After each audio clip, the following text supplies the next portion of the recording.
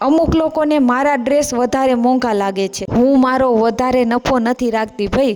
હું જે ભાઈને પૈસા મોકલું છું ને એનો સ્ક્રીનશોટ તમારે જોતો હોય ને તો પણ હું મોકલી આપીશ। મારો 50 થી 70 રૂપિયા જેટલો ફાયદો હોય છે, અથવા ક્યારેક 80 રૂપિયા ફાયદો હોય છે, પણ એ ફાયદા પાછળ હું તમને કેટલી માથાકૂટ હોય ને ગણાવું। હવે આ 2 ડ્રેસ મેં નહોતા મંગાવ્યા, બરાબર, અલગ ડ્રેસ મંગાવ્યા હતા ને બીજા મોકલી આપ્યા। હવે એ ભાઈ સાથે માથાકૂટ કરવાની, મારે કુરિયર લેવા જવાનું, હવે પછી આ પાછું પેક કરીને પાછું દેવા જવાનું।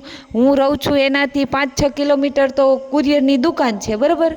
હવે આ લાલ લીલો ડ્રેસ તો મને ગમતો હતો એટલે મેં રાખી લીધો, એના પૈસા મેં અલગથી આપ્યા। એટલે બીજો ડ્રેસ રહ્યો પેકિંગ કરીને પાછું કુરિયર મોકલાવ્યું। હવે એ પાછું દેવા જવાનું કુરિયરવાળાની દુકાને।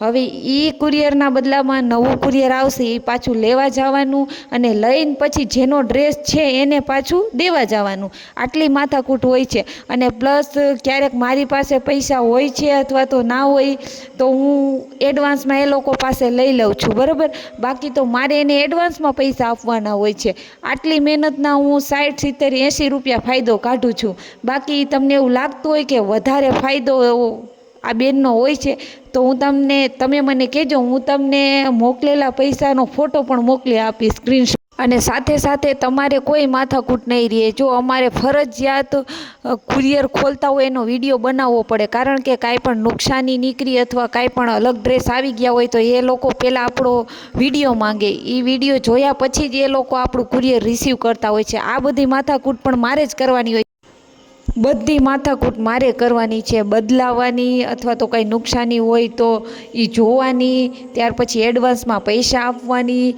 હું ડાયરેક્ટ તમને તમારા ઘરે ડ્રેસ પહોંચાડી દઈશ। જેમ તમે દુકાનમાં શોપિંગ કરતા હોય ને એ જ રીતના તમારી સાથે કંઈ ફ્રોડ થવાની શક્યતા છે જ નહીં, કારણ કે તમે બધા મને ઓળખો છો। તમારા પૈસા જતા રહ્યા હોય તો તમે મારી પાસે માંગી શકો છો।